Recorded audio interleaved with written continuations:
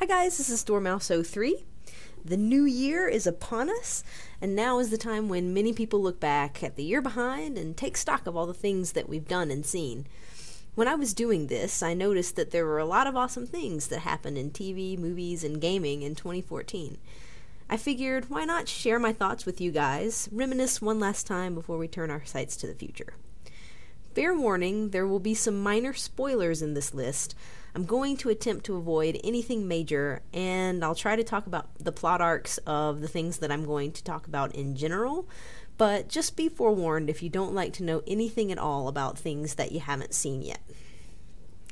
This list is in no particular order, because I find trying to decide what is better than something else is kind of an impossible task, so I'm just going to say that I really liked all of the things that I'm going to talk about. Final thing is that this is my list, so it only includes the things that I watched or played myself this year. I know that there are probably a lot of awesome things that I missed, and some of the things that I liked may not really be universally loved. So I'm interested to hear what you all liked this year, and please feel free to discuss that with me in the comments below. So here we go. This show is part of Star's attempt to build on the momentum of Spartacus and have original programming on par with HBO and Showtime. I wouldn't necessarily call Black Sails a slam dunk, but there are a lot of good things that happened in their very short 8-episode first season. If anyone told me that I would be interested in a prequel series to Treasure Island, I would have said, what now? But it was a show about the golden age of pirates, and it was coming right off the heels of Assassin's Creed Black Flag, and featured many of the same characters because they were actual historical figures. So I decided to give it a shot. It wasn't perfect, but it built a really interesting world filled with complex and likable characters. I particularly liked the portrayal of Anne Bonny, Jack Rackham, and Charles Vane, and I'm looking forward to seeing how their characters progress during the second season. I also really loved the original character, Max, even though she had one of the most heartbreaking story arcs. And I think the actress did a fantastic job tugging at those heartstrings. They were a little skimpy on the action for my taste, but when they gave you action sequences, it sure was satisfying. And if you can watch that opening title sequence and tell me that it's not the best thing since Game of Thrones title sequence, then I think I'd call you a liar. Speaking of Game of Thrones, let's talk about that for a minute. I don't think that this was Thrones' best season ever, but there were certainly a lot of great moments. There were some truly epic fight sequences this year. The Mountain Red Viper fight and the Brienne of Tarth's Hound fight both immediately spring to mind, and the battle at the Wall was both awesome and heartbreaking all at once. Tyrion continued to be the most awesome, giving killer speeches and ultimately getting to confront his betrayers, and that was pretty fabulous. Arya continues to mature and be generally awesome. Daenerys also feels like she's starting to come into her own and become the queen that she's maybe destined to be? ? Also, there was the Purple Wedding, and for that, everyone on Earth thanks you, Mr. Martin. Would you believe that I had never played a Metal Gear game before this one? It felt like it may be too late to get into the series, but the preview gameplay for Phantom Pain looked so good that I just had to give this a try, and I'm really glad that I did. Although the story remains kind of confusing, I thoroughly enjoyed the gameplay of this title. I'm happy that it cost about half of what you would pay for a full game, and it provided a satisfactory amount of content for that price. Even though you were always playing in the same area, each mission felt unique, and trying to successfully complete all the challenges necessary to 100% this game was fun, if infuriating at times. All in all, I would recommend this to stealth fans, whether you are Metal Gear fans or not, and I'm definitely looking forward to Phantom Pain. You know, time travel is hard to do, but I think X-Men did it right. Sending back Wolverine to stop the impending end to mutants everywhere was quite the setup, and it all came together very well. The fight scenes were incredible, especially the one in the future, where the mutants were fighting to buy time for the time travel team to hopefully save everyone. I really enjoyed seeing the casts from both timelines in the same movie. It really allowed you to see how much the characters have developed. I particularly liked the direction that they've taken Mystique, and the evolution of Kitty's powers to time bendiness is just plain awesome. This is my favorite comic verse, and I can't wait to see what they do with it next. I'm mostly enthusiastic about the season finale of Season 2 of Arrow, but the whole second half of Season 2 was very good. The characters really came into their own, and I found Slade to be a really compelling villain. I also have a special place in my heart for the League of Assassins, and I enjoyed their appearance in both Seasons 2 and 3.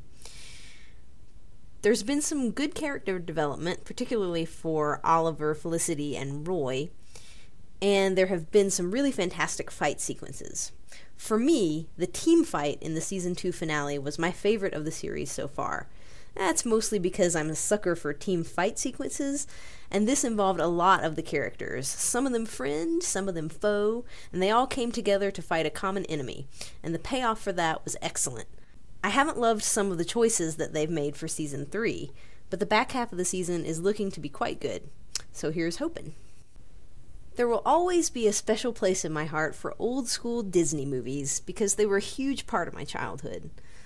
Maleficent was one of the best villains ever, and I was kind of skeptical when I heard that they were updating her story. I thought it would be unnecessary and cliché.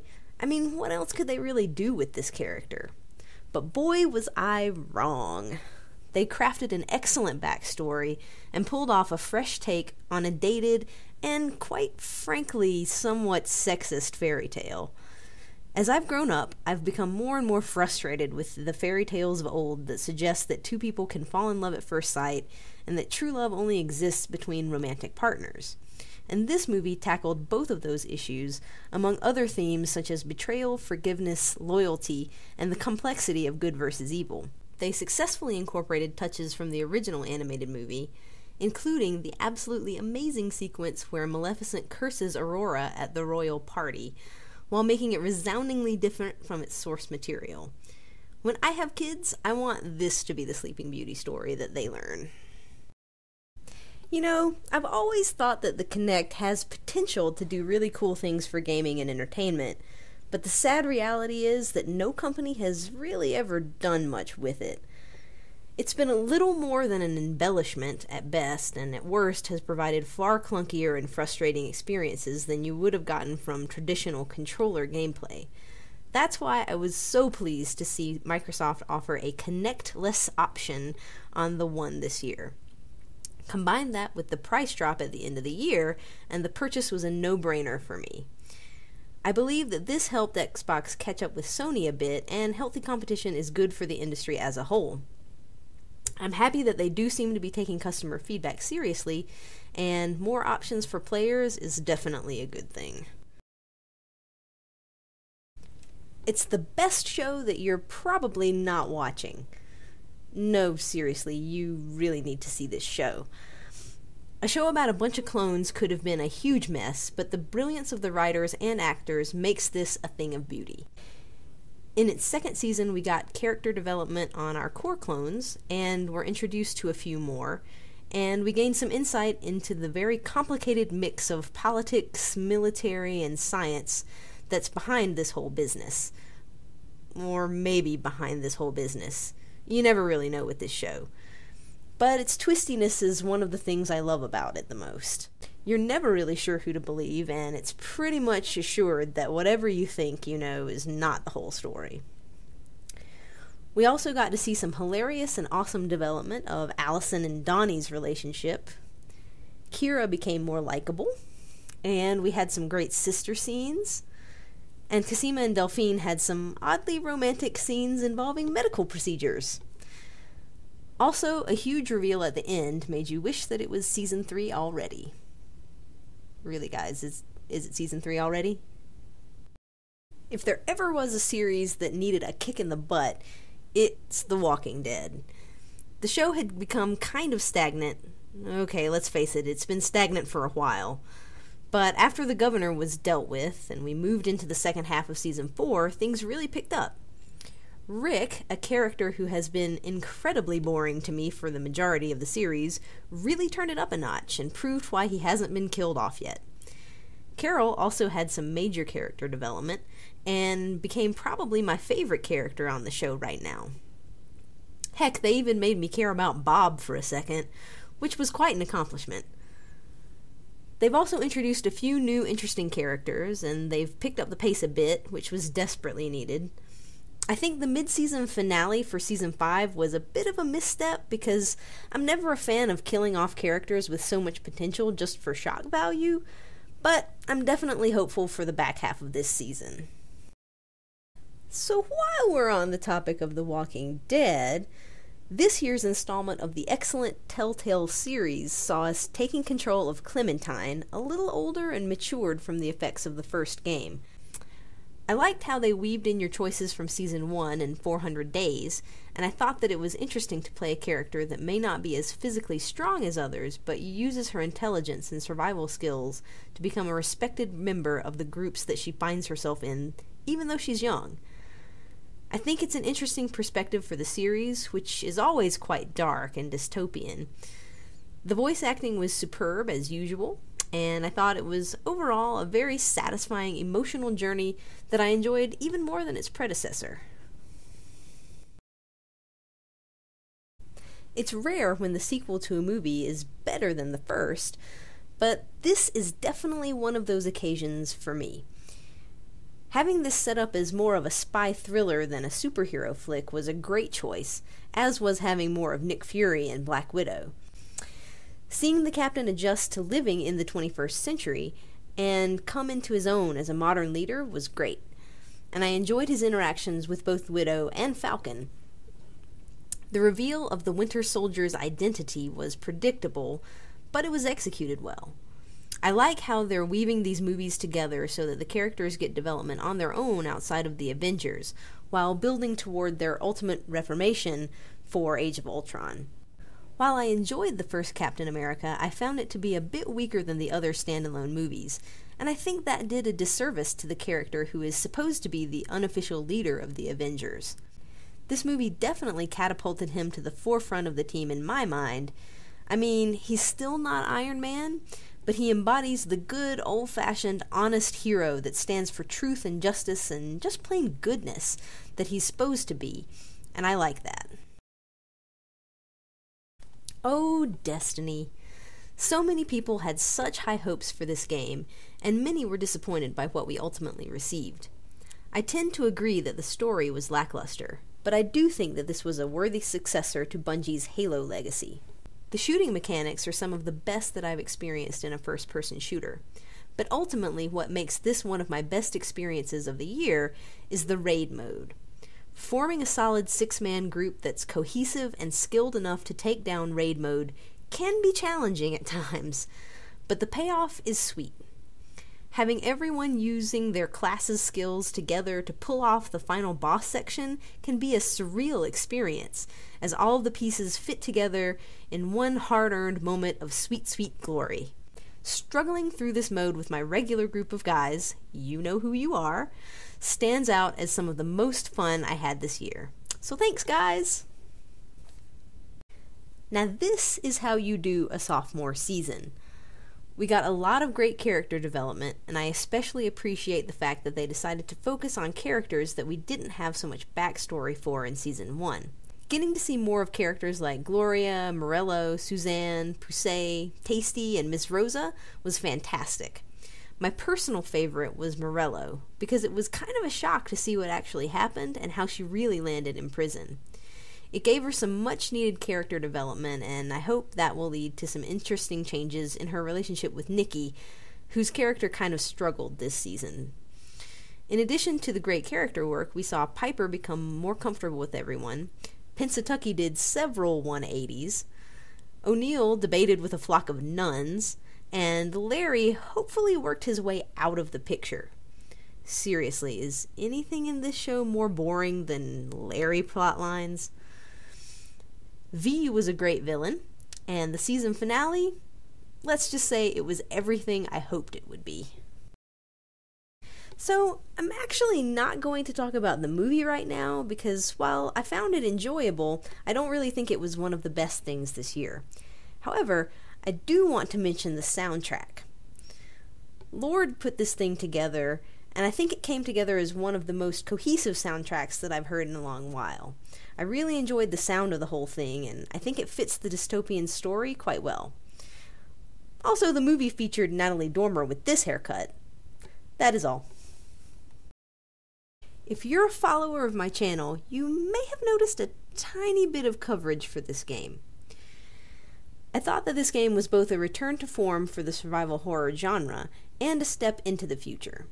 You could definitely see the influence of the great horror series of the past, but this game had just enough that was unique to make it feel like the next logical progression for a genre that has struggled to find its place in the action-heavy playing field of today.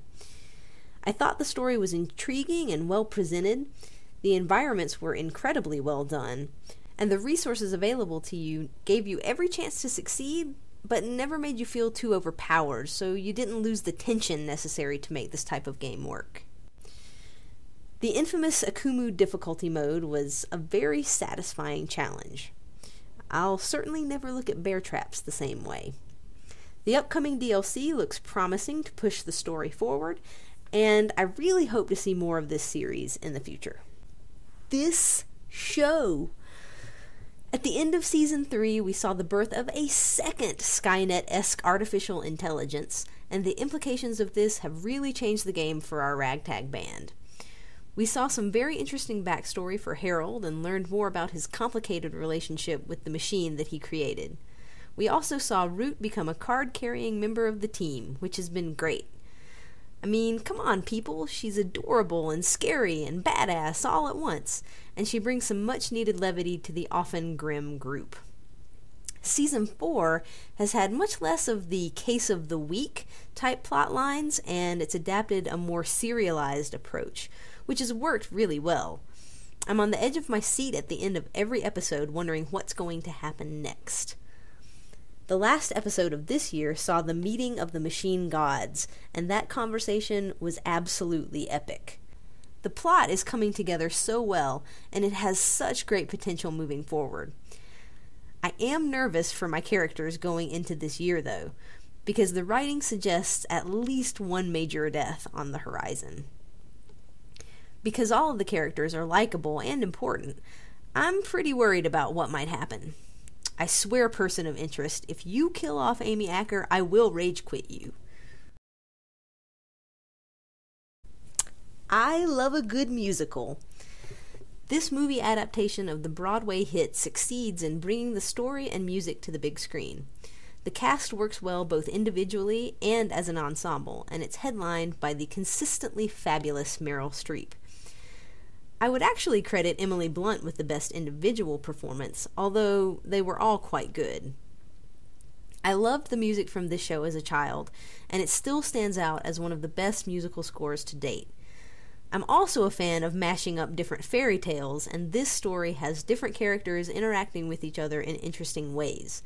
If you like singing and fairy tales, especially those more in line with their darker original versions, this movie will definitely satisfy. Again, you may have noticed a teensy-weensy bit of coverage for this game on my channel. I thoroughly enjoyed this return to form for BioWare. I, like many others, noticed a decline in the formerly stellar quality of their games over the past few years, and I viewed this game as their last chance to convince me that they were a company that I could trust to produce a game that would be a must-play pre-order title. And I can say with confidence that they successfully won back some of my respect. This game features a wonderfully crafted world that is finally open for exploration. The combat is a nice integration of features from the first two games, with skill trees that include some abilities that make you feel awesome every time you use them. The dragon fights are incredibly well done, and some of the most fun I've had with a game this year. Most importantly, the writing is solid. There are some truly memorable characters here. Iron Bull, Sarah, and Dorian stand out as the best written and acted in my opinion, and they hold up to some of the other awesome characters that BioWare has created over the years. World crafting and character development is where they've always done their best work, and this game is a shining example of that. But the overall story also comes together quite well. It has moments of action, tension, humor, and romance, and it has a nice pace throughout. I never felt like it was trudging along, well, except maybe when I was trying to do some of the collection side quests. And the interactions between the characters, the player character included, were brilliant. I know they're working on a patch to increase these dialogues as you're roaming, which will make it even better. There are nice touches to the lore and story that are influenced by your choices in the previous games, which helps you to connect to the world and characters that much more. I loved the way that everything played out, and it left me wanting to find out more about what will happen next in this world that I've come to care so much about over the years. This is easily my game of the year. I have to admit, I was late to the game on this one, but I'm kind of happy about that because it meant that I was able to binge watch the entire series all at once.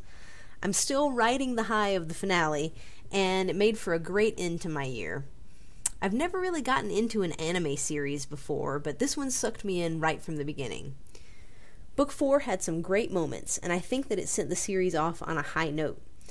There was a ton of excellent character development, helped by the fact that it takes place 3 years after the events of Book 3.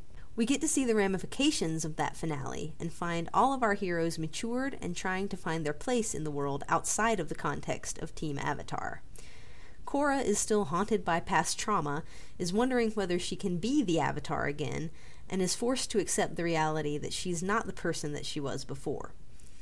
Each character uses their personal struggles as an opportunity to grow, and the arcs come together nicely. Kuvira works as a complex villain with many shades of gray, which suits the type of story they're telling this season. When Team Avatar is reunited, they have to work through a bit of awkwardness figuring out how they fit together again now that they've all undergone personal journeys, but once the action kicks off, they're back and better than ever. The final fight scenes were pretty darn incredible. There are also some awesome moments of comic relief, and surprisingly touching scenes with Varric and Zhu Li, who became 2 of my favorite characters in the series over the past few books. The penultimate romantic pairing in the finale brought with it a lot of controversy, which I'm not going to address here because that's an entirely different discussion. Suffice it to say that I was very satisfied with the way things turned out for the Avatar and her friends. To quote Varric, "It just makes me so darn happy." So that's it, guys. I kind of went chronologically through the year and shared some of my favorite things, and now I'm looking forward to hearing from you guys and seeing what your best of 2014 looks like. So thanks for watching with me this year, guys. I had a great time interacting with all of you, and I'm looking forward to an even better 2015. I'll see you guys there.